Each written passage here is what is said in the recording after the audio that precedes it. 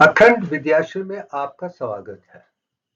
First institute of impeccable wisdom, अखंडता का विश्वविद्यालय। हर चीज सूक्ष्म तरीके से अखंडता के साथ हर तरीके से मुकम्मल, कंप्लीट, संपूर्ण दिखाने का एक प्रयत्न है। अगर मुझे मेरे काम को समझना है तो मेरी आत्मकथा को पहले मैं दिखाना चाहता हूँ, फिर उसके छोटे छोटे हिस्सों को दुनिया के सामने पेश करूंगा ताकि मैंने जो पाया है वो हर इंसान पा सकता है और कुदरत के साथ जुड़ सकता है और दुनिया में एक नया यूनिफॉर्म सिलेबस या पढ़ने की एक तरीका, कैसे पढ़ना है, कैसे करना है, कैसे संपूर्ण बनना है, मैं वही दिखाना चाहता हूँ। मैंने जो जीवन में पाया है वो दिखाना चाहता हूँ। मैंने कैसे पाया है उसको अच्छे तरीके से पेश करने का एक छोटा सा प्रयत्न हम आत्मकथा से शुरू करेंगे। The central life of Shiv Bhushan Sharma is one concept I am very clear on. सबसे पहला मेरा स्टेटमेंट यही है, मैं यही दिखाना चाहता हूं कि जो भी मनुष्य है वो ब्रह्मांड का आइडेंटिकल हिस्सा है, बिल्कुल वही है। पिंडांडम ब्रह्मांडम एक। हम मानव यूनिवर्स के प्रतीक हैं। जिसने ये जान लिया है, पहचान लिया है, वो ही अपने आप में संपूर्ण बन सकता है। मगर मुझे अफसोस के साथ कहना पड़ता है कि मैं अकेला दुनिया से जब कहता हूं कि हम संपूर्ण हैं, कोई मानने को विश्वास नहीं करता है। हम गलतियों के पुतले हैं, गलतियां कर रहे हैं, गलतियां कर रहेंगे, और यही जीवन का है। मैं शायद इसीलिए ही दुनिया में जो भी ज्ञान मैं देख रहा हूं, चाहे वो मैथमेटिक्स का हो, चाहे वो फिजिक्स का हो, केमिस्ट्री का हो, बायोलॉजी का हो, या जो भी चीजें हैं, धर्म पे है या वैज्ञानिक है या आध्यात्मिक है, सब में मुझे गलतियां नजर आती हैं। और ये गलतियां मैंने बचपन से ही देखी हैं, और शायद यही कोशिश रही है कि सोच समझकर संपूर्ण देखने की जो क्षमता मुझ में थी, जो पैदाइश हुई थी, और मैं जानता हूं आज तक इस तक पहुंचने के लिए जो इस जन्म का आकार नहीं है, साकार नहीं है। ये जन्मों जन्मों से मेरी आत्मा ने ही मुझे दिखाया है कि अगर तुम्हें संपूर्ण बनना तो है, आत्मा के साथ जुड़ के रहना पड़ेगा। चाहे वो अंतरात्मा हीलियम हो, चाहे वो ब्रह्मांड की माता गायत्री हो, या महाब्रह्मांड की माता आदि पराशक्ति हो। ये तीनों की तीनों शक्तियां, चाहे वो हीलियम 4 है या न्यून 21 है या आर्गन 40 है, हमारे अंदर ही हैं। हम उनका अनुभव कर सकते हैं। उनसे ही हमें ज्ञान, विज्ञान और प्रज्ञान की पूरा ज्ञान हमें मिल सकता है। मैं जो भी लिख रहा हूं, इसका ज्ञान मुझे मेरी अंतरात्मा से, गायत्री से और आदि पराशक्ति से ही मिला है। और उनको दिखाने के बाद उससे मैंने दुनिया के ज्ञान को समझने की कोशिश की है। और जब भी मैं समझने की कोशिश करता था तो मुझे कोई ना कोई गलती नजर आती थी, और उन गलतियों को ठीक करते करते मैं यहाँ तक पहुंचा हूं। और इसी ज्ञान को पहले एक सारे तरीके से मैं आत्मकथा में देना चाहता हूं। आप, दुनिया कहती है कि हर इंसान में 7 चक्रास हैं, और मैं मानता हूं कि मेरे पास 10.3441 चक्रास हैं, जो मेरे ऑटोनॉमिक नर्वस सिस्टम और एंडोक्राइन से जुड़े हुए हैं। ये मेरा संपूर्ण जीवन है, जिसके आधार पे मैं, जो ऋग्वेद में लिखा गया है, एटम एलिमेंट, जो अणु विद्या है, मॉलिक्यूलर विद्या है, जो ज्ञान जो है, मैंने वही पाया है, देखा है कि जो ऋग्वेद में है वही मुझ में है। वो पहला सारांश मैं हीलियम के आधार से कह सकता हूँ कि मैं अपने जिसे में अनुभव किया है, उसी चीज को मैं गायत्री के माध्यम से कहता हूँ कि मैंने सोलर सिस्टम में वही किया है। अगर मेरी आत्मा मेरे अंदर हीलियम है, तो सोलर सिस्टम की जो आत्मा है वो सूर्य है, वही हमारा गुरु है। वो हाइड्रोजन है, और उसी में हीलियम बनती है और बाहर आती है। इसलिए वेद उसे भी कहते हैं, दक्ष की माँ भी अदिति है और बेटी भी अदिति है। और उपनिषद में आदित्य की माँ अदिति है, आदित्य की बेटी अदिति है। यहीं पे सूर्य भगवान और मेरी अंतरात्मा एक हो जाते हैं। इसके आधार पर मैं हाइड्रोजन और हीलियम को पहले समझ सकता हूँ कि वो अपने आप में बहुत महान और वैज्ञानिक, आत्मिक, ओमनीपोटेंट, फॉर्मलेस, अंतर्यामी है। उनसे ही सारा ज्ञान मुझे मिला है। वही चीज थर्ड लेवल पे मैं आदि पराशक्ति के माध्यम से यही कहूंगा कि स्पाइरल गैलेक्सी में 10 सन है और उसके आधार भी हीलियम नियॉन 21 से है और वो उसका अनुभव करने के लिए अगर आप आदि पराशक्ति को समझेंगे तो आर्कन 40 को समझेंगे। उसमें 18 इलेक्ट्रॉन्स हैं, 18 प्रोटॉन्स हैं और 22 न्यूट्रॉन्स हैं। और जिसने 22 न्यूट्रॉन को समझ लिया वो आदि पराशक्ति को समझ लेगा। जिसने हीलियम नियॉन 21 को समझ लिया है तो नियॉन 21 को समझ 22 को समझ सकता है। यही जीवन को मैं दिखाने की कोशिश थी। इस तरह सूक्ष्म तरीके से जानने से ही आप वेद, उपनिषद और आध्यात्मिक चीजों को समझ सकते हैं। ये आज तक नहीं हुआ है, पहली बार हुआ है। तो मेरी कोशिश यही है कि मैं इसे समझाने की कोशिश, ये वक्त लगेगा, मैं चलने दीजिए, एक सफर है, इसका आनंद लेते हैं। मेरा जो सबसे धर्म है वो अखंडता है। मुझे वही कर दिखाना है, पढ़ाना है, सिखाना है जो मैंने अनुभव किया है और जिसे किसी किस्म की कोई कमी नहीं है। वो अखंड है, किसी टूटी हुई चीजों से नहीं है, डिसइंटीग्रेटेड न है, फुली इंटीग्रेटेड है। वही सत्यवादी है, उसमें अनट्रुथ नहीं है। वही रोशनी है, वो तमस नहीं है। वही अमृत है और जिसमें हर चीज मृत्यु से लेकर वहां तक संपूर्ण होती है। वही मेरा धर्म है।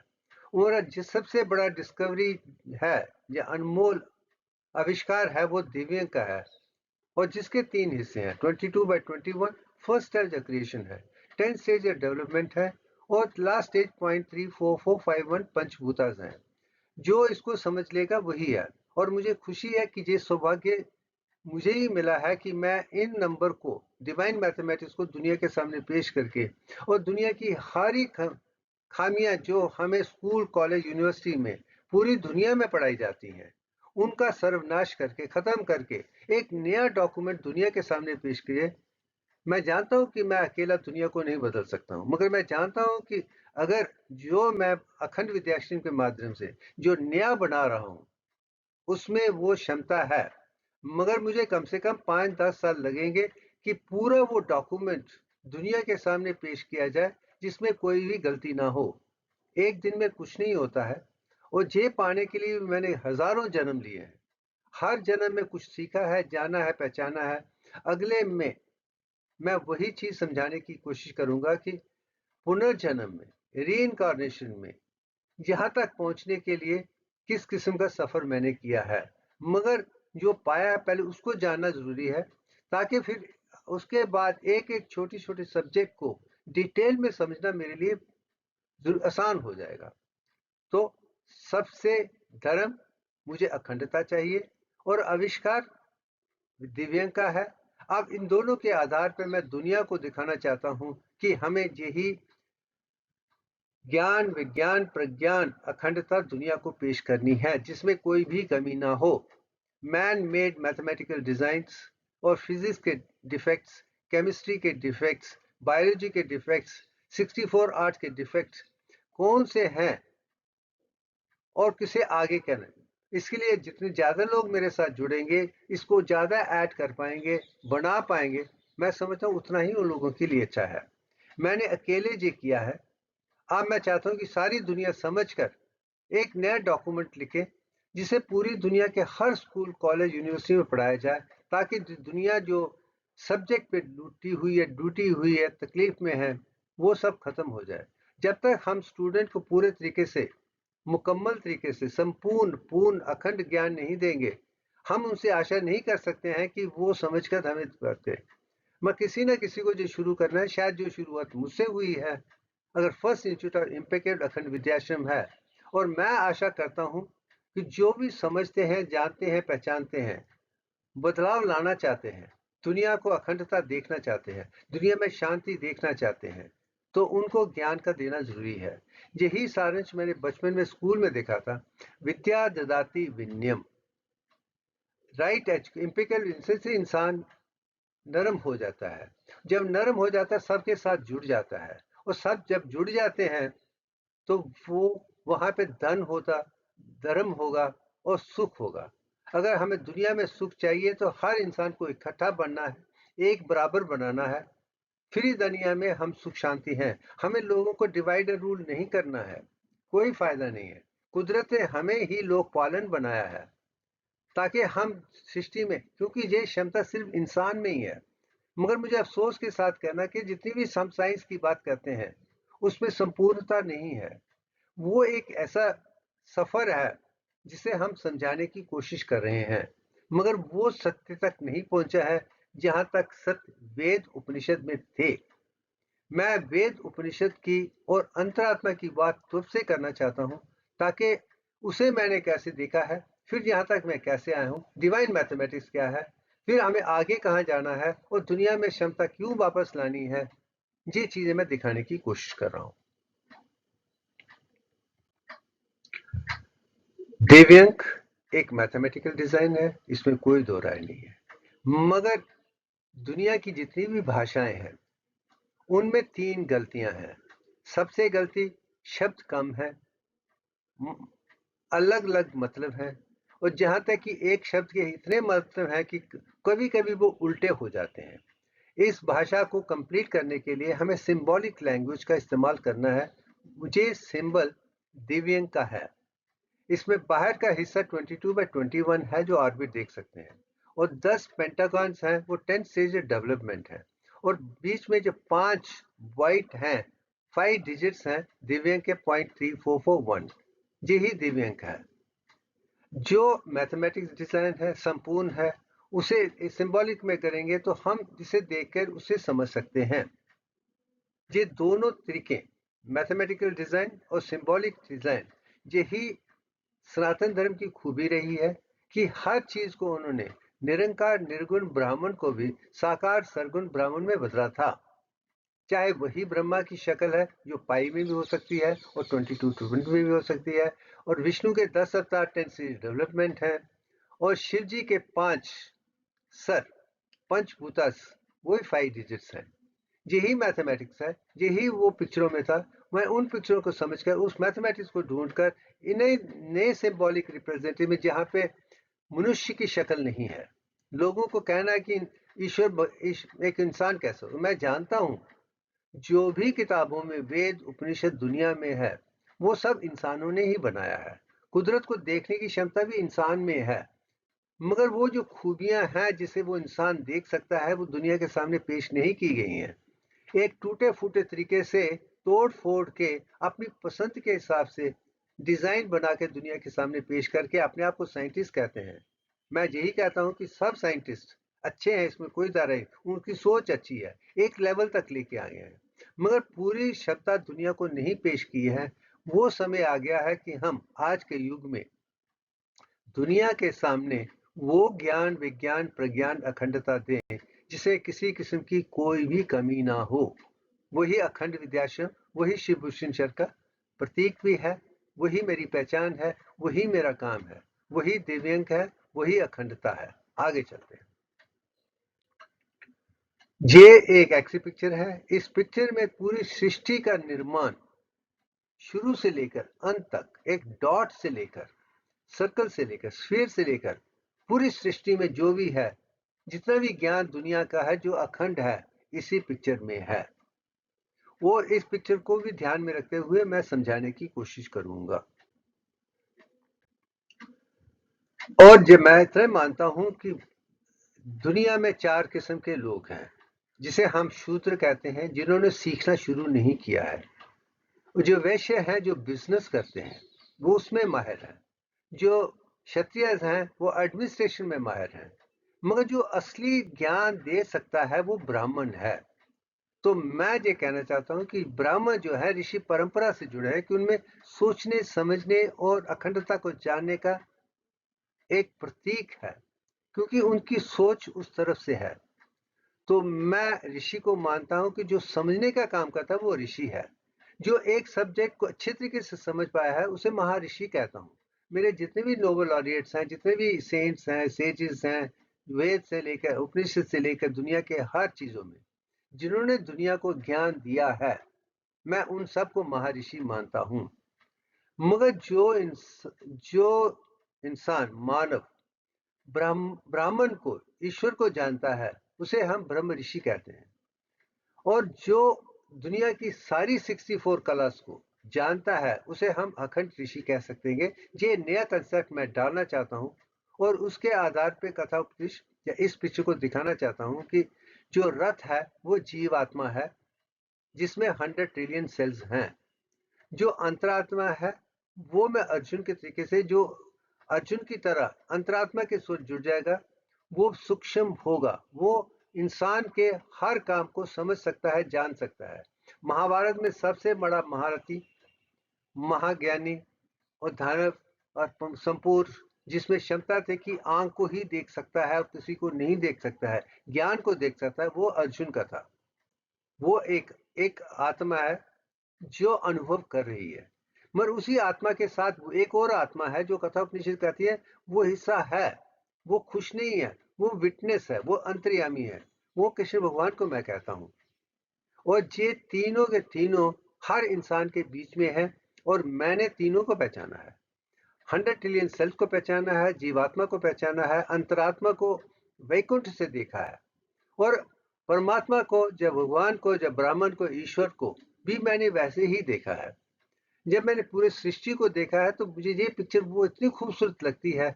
इसमें इतना ज्ञान है कि 5 सेंसेस को कंट्रोल कैसे करना है, उनका उपयोग करना है। मन को मारना नहीं है, मन की शक्ति को समझ के सृष्टि को समझने की शक्ति हमें आनी चाहिए। इसलिए पतंजलि योग सूत्र चित्त वृत्ति निरोध, stop the fluctuation of mind, मैं मानता हूं, मगर ड्रग्स के साथ नहीं है। मगर अखंड कहेंगे, ये कहती है कि मन को संतुलित करना, फिर उसके बाद चेतना का अनुभव करना, और चेतना के आधार पे हम सृष्टि को समझ सकते हैं, वही अखंड योग है। तो हम जब तक कृष्ण भगवान तक नहीं पहुंचेंगे, जब भगवान तक नहीं पहुंचेंगे, परमात्मा तक नहीं पहुंचेंगे, सृष्टि को नहीं देख सकते हैं। वो जो परमात्मा के साथ है वही आदि पराशक्ति को देख सकता है, वही गायत्री को देख सकता है, वही अदिति को देख सकता है, वही अपने आप को देख सकता है, वही हर ज्ञान को पा सकता है। मैं यही समझाने की एक कोशिश कर रहा हूँ। इसमें एक से तो सिर्फ सारांश है, आगे आप दुनिया में एक डिटेल में वीडियोस बनने वाले हैं जिसमें हर चीज डिटेल में दिखाई जाएगी कि मैंने कैसे अनुभव किया है, वो देवियों और अखंड के साथ कैसे जुड़ा हुआ है, उसका सारांश कैसे मैंने पाया है, वो देखने वाले हैं। और ज्ञान में डेटा, इंफॉर्मेशन, नॉलेज से जो पिरामिड मैंने बनाया है, रोशनी तक है, वो भी दिखाने की कोशिश कर रहा हूं। हम, जैसे मैं कहता हूं कि मानव ही एक ऐसा है जो संपूर्ण हो सकता है। हम फिजिकली परफेक्टली हेल्थी हो सकते हैं, किसी किस्म की इमोशन नहीं हो, कोई बीमारियां न हो, मेंटल पावर हो, मन, शक्ति, इंद्रियां, चेतना, संभावना, सत्य, सब संपूर्ण कर सककर हम कुदरत के साथ जुड़ सकते हैं। जो कुदरत के साथ जुड़ जाएगा वही ईश्वर को भी समझ पाएगा, इंसानियत को समझ पाएगा, काम को समझ पाएगा। हमारा ज्ञान वो संपूर्ण होना चाहिए, वही मेरा प्राइम ऑब्जेक्टिव है, वही करने की हम कोशिश कर रहे हैं। और दूसरा, हम इसलिए फेल होते हैं कि हम तो कोशिश ही नहीं करते हैं। आए हैं, खाओ पियो सो जलो मरो। मैं दुनिया में यही देखता हूँ, एक जानवर की तरह, एक परिंदे की तरह, या एक पशु, प्लांट की तरह एक देख रहे हैं, एक सीमित तरीके से देख रहे हैं। वो अपने में संपूर्णता नहीं लाते हैं, वो लाने की सोच ही नहीं है। इसलिए हम ज्ञान, विज्ञान, प्रज्ञान को समझ नहीं पाते हैं। यही एक रीजन है, वही इग्नोरेंस है, वही तमस है, वही इनर्शिया है। जब उससे उठकर हम कोशिश नहीं करेंगे, हम कुछ नहीं पा सकते हैं। अगर हमें ईश्वर को भी जानना है तो हमें वो क्षमता होनी चाहिए। माइंड इतना पावरफुल, इतना ज्ञानी होगा कि हमें सारी पॉसिबिलिटीज हमें हैं, तो हम ईश्वर को देख सकते हैं, नहीं तो नहीं देख पाएंगे। यही ठीक करने की कोशिश है, क्योंकि हमारा ज्ञान अधूरा है। हमें वो संपूर्ण ज्ञान अखंडता से देना है, यही मेरी कोशिश है। जो ये नई तरीके से मैं दिखा रहा हूँ, मगर और भी अच्छे अच्छे तरीके से दिखाने की कोशिश है कि ताकि मैं उसे और भी अच्छे तरीके से समझाकर एविडेंस के साथ दुनिया के सामने पेश करूं। अब मेरा जन्म कटरा में हुआ था। वो त्रिकुटा माउंटेन की गोद में है, हिमालय की गोद, त्रिकुटा माउंटेन की गोद में है। वो माता वैष्णो देवी का टेम्पल है, जिसमें मैंने क्यों जन्म लिया था, ये मैं ये भी समझाने वाला हूँ कि उसका कारण क्या, क्योंकि मैं माता वैष्णो देवी या दुर्गा का उपासक हूँ। मैंने जो भी देखा है माता दुर्गा से सीखा है, माता वैष्णो देवी से देखा है, और जिसके लिए ही मैंने जन्म दिया। जे थ्योरी इनकारनेशन को मैं अगले एपिसोड में दिखाने की कोशिश कर रहा हूँ कि मैं इस ज्ञान तक कैसे पहुंचा हूँ, पुनर्जन्म का क्या रोल है। मैं जो भी इस जन्म में लिख रहा हूँ, मेरी इस जन्म का आधार नहीं है, इसका आधार हजारों जन्मों का है। मैंने बार बार जन्म लिया। अब लोग कहते हैं कि हमें मोक्ष चाहिए, मृत्यु से खत्म कर देना। मैं मानता हूं कि जो मानव है वही ईश्वर की पहचान है, और जहाँ देवी देवताओं को भी जो हाई लेवल पे पहुंच गए हैं, उनको दोबारा आगे बढ़ने के लिए मानव जन्म में ही लेना पड़ेगा, क्यों इसमें ही आपका उद्धार हो सकता है, पतन नहीं है। अगर आप पतन की तरफ जाते हैं आप जानवर बन जाएंगे, अगर उद्धार की तरफ जाएंगे तो आप परमात्मा बन जाएंगे, वो जान जाए। तो इसलिए री, मैं तो बार बार जन्म लेता रहूंगा और लेता ही रहूंगा। मुझे मोक्ष ये नहीं है, मेरे लिए मोक्ष ये है कि मुझे ज्ञान विज्ञान संपूर्णता से समझना है, जिसके आधार पर मैं हर तरीके से संपूर्ण बन सकता हूँ। वही मेरे जीवन में हुआ है, वही समझाने की कोशिश कर रहा हूँ। इसलिए जो अगली वीडियो सेट होगा वो री इनकारनेशन का होगा, पुनर्जन्म का होगा। मैंने पिछले जन्मों में, मैं ये नहीं दिखाने की चाहूँ कि किस मैं, क्योंकि हर इंसान में हर संपूर्ण चीज है। आप ए टू जेड अपने आप में अनुभव कर सकते हैं। अब उसके लिए मुझे बताने की जरूरत नहीं है कि मैंने कौन से जन्म लिए हैं। जो आज लिया है, मैं सृष्टि को देख रहा हूँ, संपूर्णता को देखता हूँ। तो अब इसको मुझे किसी के साथ रिलेट करने की कोई जरूरत नहीं है। मैं क्या था क्या नहीं है, कोई जरूरत नहीं है। हमने अतीत में सीखा है, अब अतीत को सीख कर प्रेजेंट में उसको इस्तेमाल कैसे करना है, वही आज है। आज का जीवन ही सत्य है। अतीत खत्म हो चुका है, हमसे सीख लिया है, और कल क्या होने वाला है वो आज पे डिपेंड करेगा। यही ज्ञान मैं उसमें देने की कोशिश करूंगा। और मैं जीवन को 5 हिस्सों में बदलना चाहता हूं। मैं जानता हूं कि पहले 7 साल जिसमें ब्रेन डेवलपमेंट हो रही है, स्क्रिप्शन ठीक है, हम शून्य से पैदा हुए हैं, जीरो से पैदा हुए हैं, कुछ भी नहीं है, इन्फिनिटी है, ज्ञान बहुत है, मगर शुरू नहीं किया है। पहले 7 साल में जो हम कुदरत को एक खुले दिल से देखेंगे, जानेंगे, पहचानेंगे, समझने की कोशिश करेंगे, तो हमारे जो 100 ट्रिलियन 100 बिलियन सेल्स हैं और हर के 20 बन सकते हैं, उनमें मेमोरी स्मृति बहुत बढ़िया हुई। तो हमें कुदरत से पहले वो सीखना चाहिए जो कुदरत ने दिखा रहा है। उसे पढ़ाई लिखाई से शुरू मत करो। मुझे खुशी है कि पहले 7 साल में, बाल अवस्था में, मैं किसी स्कूल में नहीं गया हूँ, मगर जो भी मैंने सीखा है लोगों से डायरेक्टली तर्क वितर्क करके, नेति नेति करके समझने की कोशिश कर में, जिसमें मेरी माता का भी हाथ है, मेरे पिता का भी हाथ है, मेरे भाई बंधुओं का भी हाथ है, और दूसरी पुरानी किताबों को लिखने का, जानने, हर रीजन में मैंने अखंडता ही ढूंढने की कोशिश की थी पहले 7 साल में। शायद इसलिए मेरा वो जीवन महान रहा है कि मैं किसी भी प्री स्कूल में किसी भी पढ़ाई की तरफ गया ही नहीं हूँ। 7 साल में मैंने वो सीख लिया था, शायद लोग पूरे जीवन में नहीं सीखते हैं। Just observation of nature. तो पहले 7 साल और दूसरे 14 साल जो हैं वो किशोर अवस्था के हैं, जब स्टूडेंट को जो सीखा है उसको स्टूडेंट का माध्यम बनाकर किताबों में वो अखंडता ढूंढनी है। शायद मैंने 14 साल तक यही किया है कि जो भी पढ़ाया जा रहा है गलत है, और गलत को ठीक करके दुनिया के साथ आगे बढ़ने का जो मेरी कोशिश रही है 14 साल में, शायद इसलिए ही मेरा एकेडमिक रिकॉर्ड एग्जाम्पलरी है। मैं वही दिखाना चाहता हूँ कि अगले 14 साल में मैंने उसको कैसे पाया है, अपने एकेडमिक रिकॉर्ड को एग्जाम्पलरी क्यों बनाया है।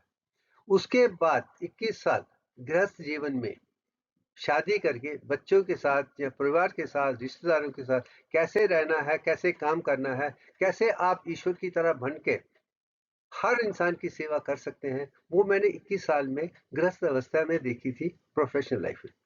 उसके बाद वनप्रस्था में 28 साल की उम्र में मैं बच्चों को पैदा करके सबको देकर उसके बाद उनको कैसे चलाना है, कैसे लिखाना है, पढ़ाना है, मैंने वो भी चलाया।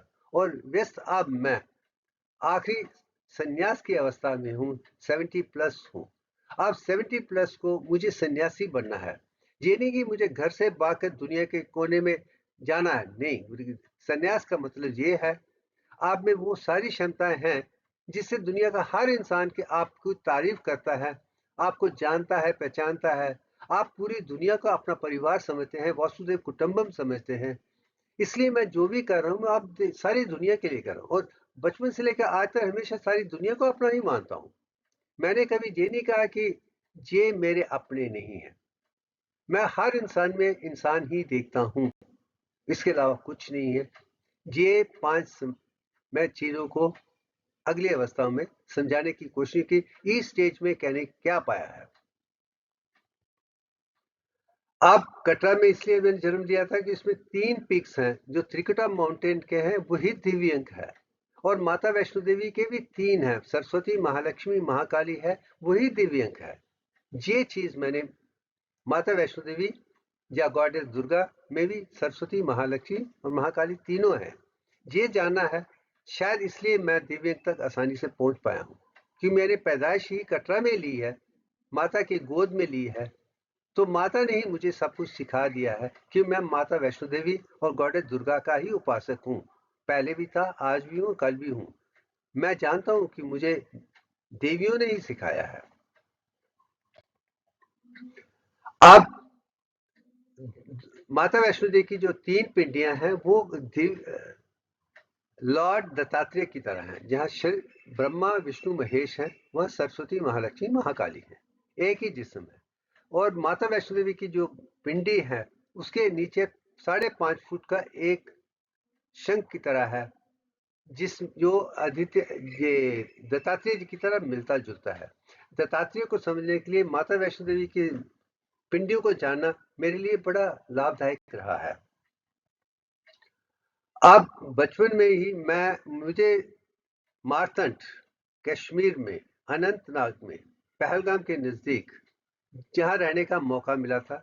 और वहां पे मैंने वो जो आपने वो पॉन्ड देख रहे हैं, लोटस पॉन्ड है, मगर उसमें फिश थी।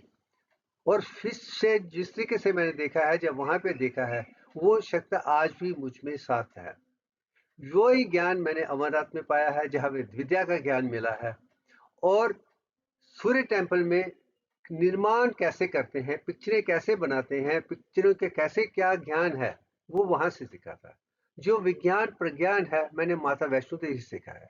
ये 3 जगह ने बाल अवस्था में, पहलगाम, श्रीनगर, जम्मू, जितनी भी जहां पे मैं रहा हूँ, मैं इन चीजों से सीखा हूँ।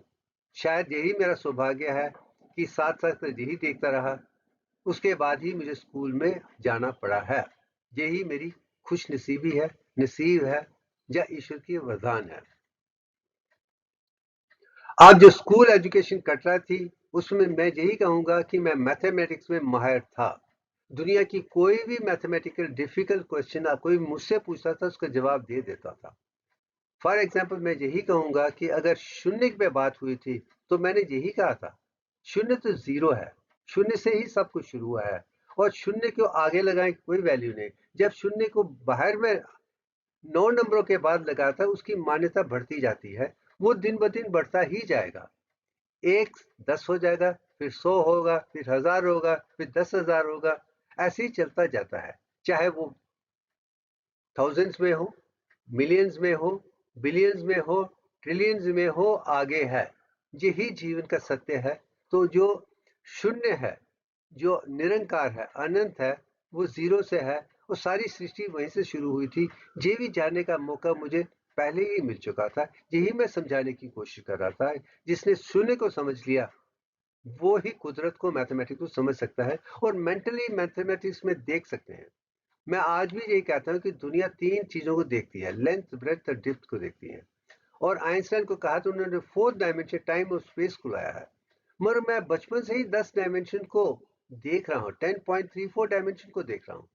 आज साइंस जितनी भी कहे कि 11 डायमेंशन हैं, जिसे हम आज दुनिया के सामने एक नई थ्योरी के तरीके से दिखाने की कोशिश कर रहे हैं। और मैं मानता हूं पुराने 10 स्टेजेस 10 अवतार की बात करते हैं और मैं 10.344 की बात कर रहा हूं। वही जीवन का सत्य है, उसी चीज को मैं समझाने की कोशिश आगे करने वाला हूं। मगर खुशी है कि मैं पहले मैथमेटिक्स में एब्स्ट्रैक्ट मैथमेटिक्स करना चाहता था, शायद दुनिया से देखकर कि मुझे भी एब्स्ट्रैक्ट मैथमेटिक्स में ज्योमेट्री अलजेब्रा जो चीजें उभर के आती थी वो उभरना शुरू हो गई थी। मगर आज मैं खुशी के साथ कहता हूं कि मुझे खुशी है कि कुदरत ने उस वक्त एक एक ऐसा माहौल घर में बना दिया था जिसमें मेरे पिताजी को एक ब्रेन स्ट्रोक हो गया था। लेफ्ट साइड उनकी पैरालाइज हो गई थी और बोलने की क्षमता खत्म हो गई थी। उसके बाद वो कभी रिकवर नहीं हुए। तो जब मैंने देखा कि वो रिकवर नहीं है, वही काम करता पीता है, वही शकता है, सारी रिस्पॉन्सिबिलिटी खत्म हो गई, सारा इकोनॉमिक्स खत्म हो गया, सब जीरो पे आ गया था। तो मुझे लगा कि अब मुझे डॉक्टर बन के हर इंसान को माता पिता की तरह देख के ही इलाज करना है। मैं नहीं चाहता हूं कि किसी भी इंसान को एक ऐसा अटैक हो जाए, प्रॉब्लम हो जाए जिससे वो उसकी काम करने की क्षमता खत्म हो जाए। मैं चाहता हूं कि हर इंसान हर तरीके से मुकम्मल हो, उसे संपूर्णता हो, कोई बीमारी ना हो और रिवर्स ऑफ एजिंग हो, उम्र के साथ उसे बूढ़ा होकर जल्दी मरने की जरूरत ना हो।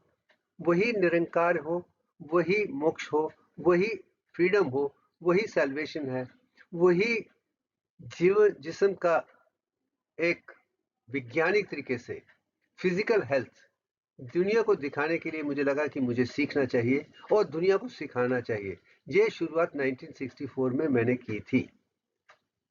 मुझे कभी अफसोस होता है कि मुझे कहना पड़ता, मगर मैं यही मानता हूं कि मेरे पिताजी की जो समस्या थी वो एक आधार बन गया था जिससे मैंने मैथमेटिक्स को छोड़ दिया था। मगर आज खुशी की बात है, जिस डिवाइन मैथमेटिक्स के साथ मैं पैदा हुआ था, आज मुझे वो लेवल पे लेके जा रहा हूं जो आज तक किसी ने नहीं किया है। जो चीज के साथ आपने जन्म लिया है वो तो आपको चलेगी ही चलेगी अगर आप कुदरत के साथ चल रहे हैं। मैं आज भी कहता हूं कि मैंने कोई भी डिसीजन अपने तरीके से नहीं लिया है। शायद ये एक ऐसा डिसीजन था, ये मेरा पहला और आखिरी है। इसके बाद सारे डिसीजन समय के आधार पे ऐसे रहे हैं कि मुझे आगे बढ़ना है। जब भी मैं चौराहे पे आता हूँ, हर स्टेज में चौराहे पे आ जाता हूँ, जो चौराहे पे आके 4 डोर खुलती हैं, तो मैं देखता हूँ कि मैं कैसे आगे बढ़ सकता हूँ और दुनिया का कल्याण कर सकता हूँ। मुझे दुनिया में अखंडता लानी है, मैं उसी दीवार में आगे बढ़ता हूँ। शायद ये पहला मौका था कि स्टेज में आ गया है, अब चौराहे पे आ गया हूँ, 8th स्टैंडर्ड खत्म हो रहा है और अब मुझे आगे नई स्टेज लेनी है, क्योंकि 8वीं तक सारी क्लासेस सारे सब्जेक्ट को पढ़ाते हैं, बट 9वीं के साथ आपको या मैथमेटिक्स की तरफ जाना है, मेडिकल की जाना है या दूसरी सब्जेक्ट की जाना है, वो चॉइस आपको बनानी पड़ती है। तो उस वक्त मुझे मेडिकल प्रोफेशन ज़्यादा अच्छा लगा था। मुझे खूबी है कि मैं मेडिकल प्रोफेशन की तरफ चला गया। मुझे इंजीनियरिंग की तरफ, मैथमेटिक्स की तरफ, दूसरे सब्जेक्ट की तरफ जाने की कोई रुचि नहीं थी। ये एक डिसीजन है। उसके बाद मेडिकल को बना के मैं आगे बढ़ते बढ़ते यहाँ तक पहुंचा हूँ। मैथमेटिक्स और मेडिकल दोनों एक हो गए थे। शायद यही मेरी सबसे बड़ी खूबी है। चाहे इसलिए मेरा जितना भी एकेडमिक रिकॉर्ड है, स्कूल, कॉलेज, यूनिवर्सिटी, पीएचडी और जहाँ तक लिखत का जो भी है वो संपूर्ण है। शायद इसलिए मैं सबसे आगे ही रहा हूँ। अब उसके आधार पे मुझे आगे बढ़ने के लिए कटरा में वो क्षमता नहीं है जो होनी चाहिए, इसलिए मैं जम्मू आ गया था, Shri Ranveer multilateral higher secondary में, क्योंकि वहां पे एक गोल्डन सेक्शन होती थी जो स्टूडेंट को फर्स्ट पोजीशन के लिए दी जाती थी। और मैं जानता हूँ कि मैं ब्राह्मण हूँ, रिजर्वेशन के कारण जब तक कि मैं सबसे आगे नहीं हूं तो मुझे सीट नहीं मिलने वाली है। तो उसके लिए मुझे सारे रिकॉर्ड तोड़ने हैं। तो तोड़ने के लिए मुझे जम्मू आना पड़ा था। अपनी दीदी के पास रहा हूँ। 3 साल में जो मैंने पाया है वो अजूबा है। अब उसमें जो काफी चैलेंजेस हैं मैं डिटेल में बाद में दिखाऊंगा, मगर ये दिखाने की कोशिश करता हूँ कि मैंने पाया क्या है। अब ये 9वीं में मैंने सारे रिकॉर्ड तोड़ दिए थे, 8वीं में भी रिकॉर्ड तोड़े थे, 10वीं में भी मैंने यूनिवर्सिटी बोर्ड एग्जामिनेशन में रिकॉर्ड तोड़ा है, 532 मार्क्स एट फर्स्ट पोजीशन। और जो दूसरा स्टूडेंट था वो मेरा ही स्टूडेंट था, उसको 504 है, मगर बाकी के सारे 500 से नीचे ही थे। ये भी एक प्रूव करता है कि अगर आप सीखते हैं, जानते हैं, पहचानते हैं और दूसरों को सिखाना शुरू कर देते हैं तो ही आपका कल्याण हो सकता है। शायद जो कटरा में देखा था कि सरस्वती के भंडार में बड़ी अपूर्व बात, ज्यों ज्यों खर्चे त्यों त्यों बड़े, बिन खर्चे घटियात। मगर मुझे अफसोस के साथ कहना पड़ता है कि आज के दिन जिन्होंने लोगों ने सीखा है वो दूसरों को पढ़ाना ही नहीं चाहते, सिखाना ही नहीं चाहते हैं। वो समझते कि मैंने पाया। और मैं इतना ही जानता हूं कि जो भी मेरा एकेडमिक रिकॉर्ड है वो मेरी पहचान नहीं है, मैंने दूसरों से सीखा है।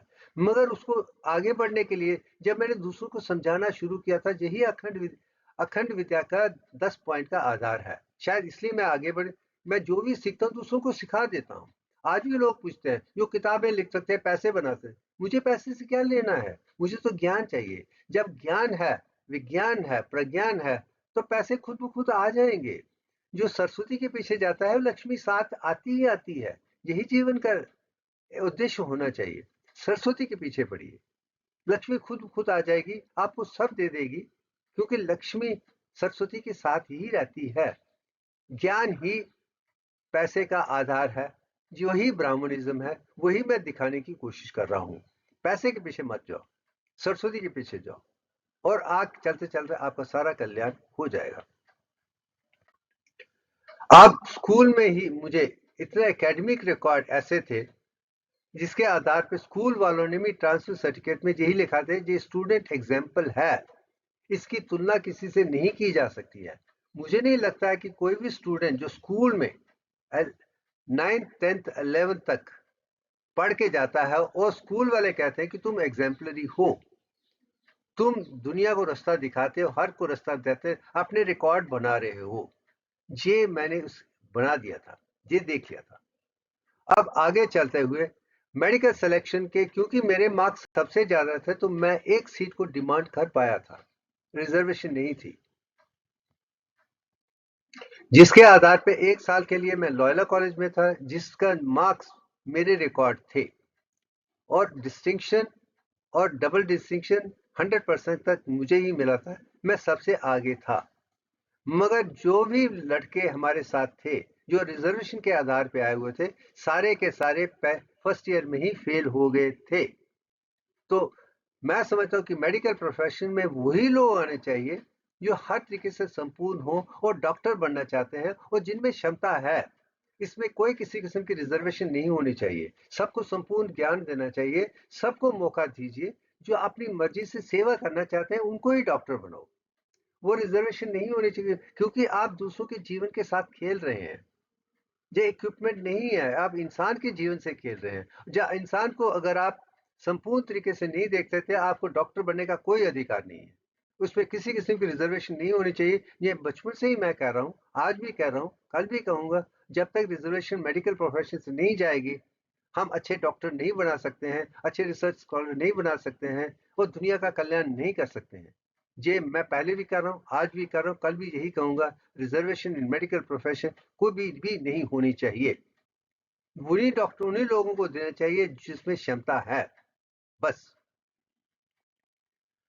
अब फर्स्ट मेडिकल कॉलेज जो भी मैंने देखा है आगे है, जो मद्रास मेडिकल कॉलेज जो मैंने पाया है वो संपूर्ण था। ये हॉस्टल में वही है, ये दिखाना चाहता हूँ कि अगर आप में क्षमता है तो आप अपने साथ में दूसरों की भी मदद कर सकते हैं। मगर मैंने देखा है कि मैंने हर इंसान को इंसान की तरफ से देखा, उसके धर्म से कभी नहीं जोड़ा है, उसकी कभी सोच। मगर जिस इंसान की सोच अच्छी है, पढ़ना चाहता है, आना चाहता है, वही आगे बढ़ेगा, चाहे वो किसी भी धर्म का हो।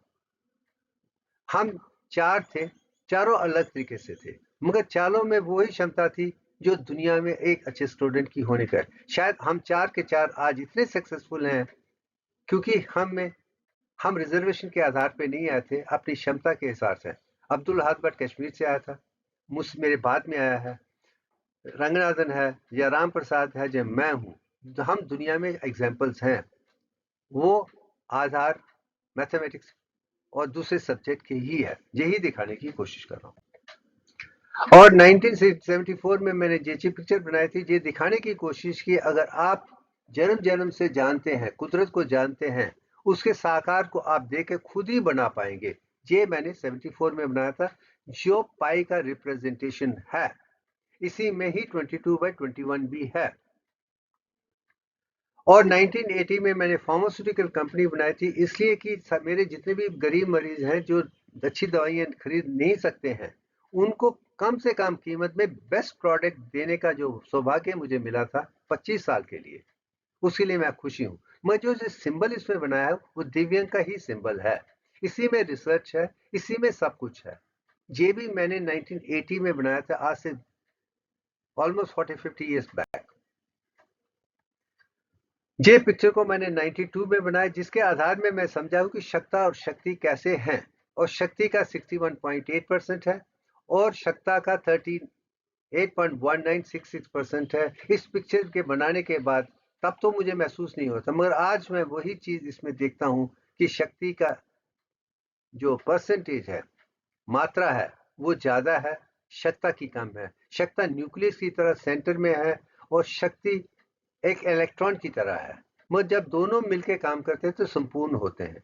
वही चीज मैं दुनिया को दिखाने की कोशिश कर रहा हूं। अब ये सिंबल मैंने 1995 में अखंड फाउंडेशन अपने चैरिटेबल ट्रस्ट के लिए बनाया था। इससे ही मैंने गायत्री को समझा है, इसी से मैं दत्त गायत्री को समझा हूं, इसी को मैंने आगे ले जाकर पहले वो सिंबल में बनाया। अब इसके आधार पर जब मैंने पीएचडी रिसर्च की थी, तो जो मैंने दुनिया को दिखाया कि जो भी न्यूरोसाइंस में दुनिया दिखा रही है, सब का सब गलत है। उनको तो आउटर 3 लेयर तो न्यूकार्टिस के बारे में भी पता नहीं है, ईईजी की परिभाषा भी पता नहीं है, कुछ भी नहीं पता है, फिर भी अपने को न्यूरो साइंटिस्ट कहते हैं। वो यही चीज मैंने दिखाने की कोशिश की है, वो डिटेल में मैं बाद में बताना शुरू करूंगा। अब ये टेस्टिमोनियल प्रोफेसर ए नमचवाइन, जो मेरे professor physiology professor Madras medical college में रहे थे और मेरे पीएचडी गाइड भी रहे हैं, उन्होंने साफ शब्दों में कहा है कि ये पूरी रिसर्च मैंने जीरो से शुरू की थी, उस एस लेवल तक लेके गया हूं जो आज तक किसी ने किया है। हर तरीके से हर चीज दुनिया में पहली बार बनाई गई है। मैं उन्हीं के दुनिया को दुनिया दिखाना चाहता हूं कि वही कहते हैं कि इसमें कोई भी चीज को शुरू से लेकर अंत तक अकेले ले जाने की क्षमता है। यही जीवन का सत्य यहाँ पे है। वो स्कूल के एग्जाम्पलरी चीज को मेरे पीएचडी गाइड भी उसी तरीके से ही दुनिया के सामने पेश कर रहे थे। अब मैंने आंखों बंद करके 8.5 हर्ट्ज पूरे दिमाग में निकाली है, आंखें खोल के 8 हर्ट्ज थ्रू ब्रेन निकाली है। ये भी दूसरे में किसी इंसान ने दुनिया में आज तक नहीं किया है, मगर यही जीवन का सत्य है, यही आपको कुदरत के साथ जोड़ सकता है। यही मैंने दिखाने की कोशिश की है। अब यूनिवर्सिटी एक्सीलेंस कैसे होनी थी, इसकी परिभाषा 2001 में की गई थी, और जिसमें से सौभाग्य है कि मैंने जो दिखाया था उसके बाद में योग परंपरा वहीं से शुरू हुई थी। ये किताब मैंने 2002 में पब्लिश हुई थी, जिसमें अखंड को आप देख सकते हैं। यूनिवर्सल कॉन्शियसनेस के जो भी सब्जेक्ट हैं, वेद हैं, उपनिषद हैं, मॉडर्न साइंस है, उनका सारांश इस किताब में पेश करने का सौभाग्य मुझे मिला था। अब 2004-2005 में मेरे दोनों बच्चे अमेरिका चले गए थे, तो मुझे सोचा कि अब मेडिकल प्रोफेशन और फार्मास्यूटिकल की किसी कारण मुझे बंद करना पड़ा था। तो मुझे सोचा अब मैं स्पिरिचुअल साइंस में रिसर्च करने के लिए निमहांस चला, मगर निमहांस में वो दिखाया था जो आज तक किसी ने नहीं दिखाया था फिजियोलॉजी लेवल में। मगर उसके बावजूद भी उन्होंने में पोस्ट डॉक्टरल इनकरेज नहीं किया था। ये भी एक गलती है कि हम इंसानियत को नहीं देखते हैं, हम रिजर्वेशन के आधार पर ही लोगों को रिकमेंडेशन से ही डालने की कोशिश कर रहे हैं। हमारे जितने भी एडमिनिस्ट्रेटर हैं उसमें वो सोचने की क्षमता नहीं है। ये इंसान अच्छा कर रहा है क्योंकि वो नहीं कर रहा है जो किताबों में है, अलग है। अलग है तो ये गलत है। ये विचारधारा ही मैं दिखाने की कोशिश कर रहा कि जो उन्होंने देखा था उन समझ नहीं पाए थे, मगर वो क्या सत्य है मैं आज दिखाने की कोशिश कर रहा हूं। उसके बाद